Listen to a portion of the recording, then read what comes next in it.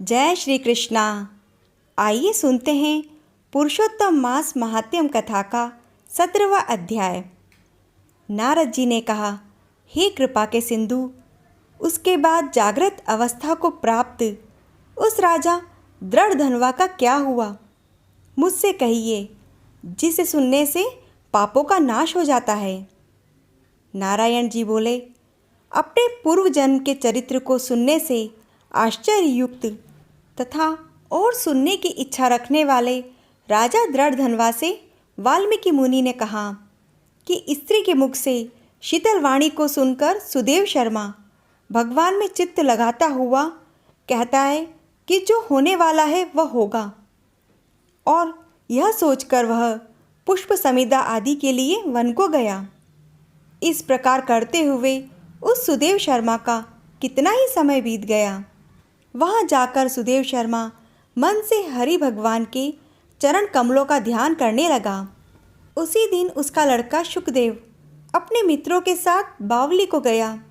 बावली में प्रवेश कर सम्यक मित्रों के साथ जल यंत्रों से जल फेंकता हुआ बार बार हंसता हुआ खेलने लगा। गर्मी की ऋतु में बार बार जल में खेलता हुआ वह हर्ष को प्राप्त हो रहा था।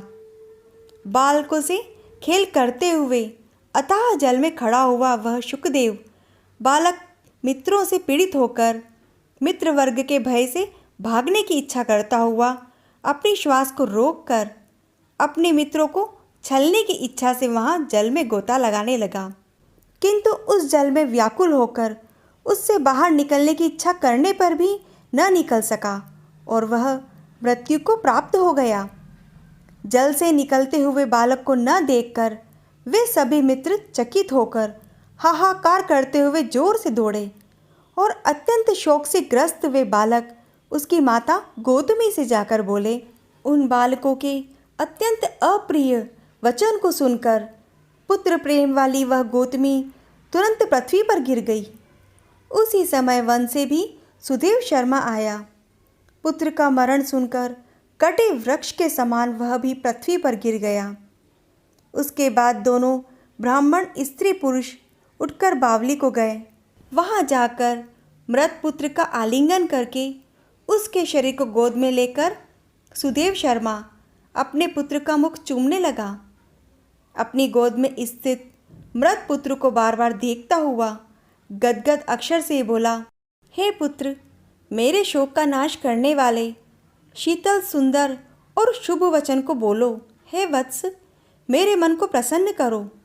वृद्ध माता पिता को छोड़कर तुम जाने के योग्य नहीं हो और हर्ष से पढ़ाने के लिए उपाध्याय तुमको बुला रहा है। हे पुत्र, शीघ्र उठो। इस समय क्यों सो रहे हो? घर में मेरा क्या काम है? तुम्हारे बिना इस समय मेरा घर शून्य जंगल के समान हो गया है। मैंने तो कोई निंदित काम नहीं किया और ब्रह्म हत्या भी नहीं करी, फिर किस कर्म के फल से मेरा पुत्र मर गया? अहो ब्रह्मा, तुमने ऐसा करके कौन सा बड़ा फल प्राप्त किया है? हे कौशलेंद्र राजा दशरथ, हम तुम्हें धन्य मानते हैं, क्योंकि रामचंद्र जी के वन जाने पर पुत्र के ताप से दग्ध वे प्राणों को नहीं रख सके, परंतु पुत्र के मर जाने पर भी जीवित रहने वाले मुझको धिक्कार है। हे गोविंद, हे विष्णु, हे यदुनाथ, रुक्मणी के प्राणपति, मुझ पर दया करो। पुत्र रूप अग्नि के ताप से मेरी रक्षा करो। चक्र को हाथ में धारण करने वाले प्रभु, मेरी रक्षा कीजिए। वैकुंठ के वासी विष्णु, हे नरकासुर के नाशक, संसार रूप समुद्र से पार करने के लिए जहाज रूप मेरी रक्षा कीजिए। हमारे समान शठ दूसरा कोई नहीं है। जो मैंने देव के पुत्र श्री कृष्णचंद्र के वचनों का उल्लंघन कर पुत्र में दुराशा की, कौन अभागा पुरुष भाग्य में न रहने वाली वस्तु को प्राप्त कर सकता है। इति श्री ब्रह्म नारदीय पुराणे पुरुषोत्तम मास महात्म्ये सप्तदशो अध्याय। इसी प्रकार की अन्य कथाओं का आनंद लेने के लिए श्री सनातन व्रत कथा को सब्सक्राइब कीजिए और इस पुण्यदायी कथा को लाइक व शेयर कीजिए।